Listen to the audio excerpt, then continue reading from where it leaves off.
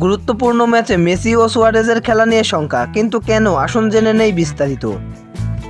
আর্জেন্টিনার বিশ্বকাপ জয়ী তারকা লিওনেল মেসি হ্যামস্ট্রিংয়ের চোটের কারণে 1 মাস মাঠের বাইরে ছিলেন। এই সময় জাতীয় দলের 2 ম্যাচের পাশাপাশি ইন্টার মায়ামির হয়ে 4টি ম্যাচ খেলা হয়নি তার। অবশ্য ইনজুরি কাটিয়ে মাঠে ফিরে কয়েকটি ম্যাচ খেলে ফেলেছেন মেসি।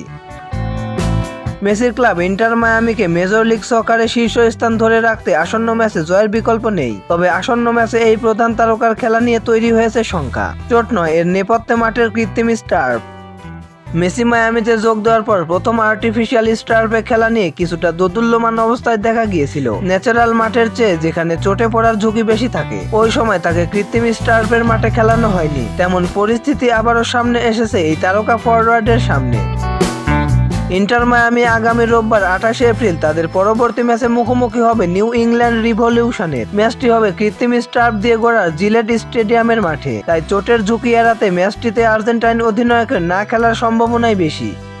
অন্যদিকে চোটের সমস্যা রয়েছে মেসির দীর্ঘদিনের বন্ধু ও মায়ামির উরুগুয়েন তারকা লুইস সুয়ারেজের। তিনি হাঁটুর চোট নিয়ে ভুগছেন লম্বা সময় ধরে, যার কারণে তার ক্যারিয়ারও আর বেশি বড় না হওয়ার শঙ্কা রয়েছে। তাই মেসির মতো মায়ামির আসন্ন ম্যাচে হয়তো সুয়ারেজকেও পাবে না মায়ামি। এ নিয়ে কথা বলেছেন মায়ামি ও যুক্তরাষ্ট্রের তারকা ফুটবলার জুলিয়ান গ্রেসেল। তো দর্শক বন্ধুরা, খেলাধুলার সকল আপডেট সবার আগে পেতে চ্যানেলটি সাবস্ক্রাইব করে পাশে থাকুন। ধন্যবাদ।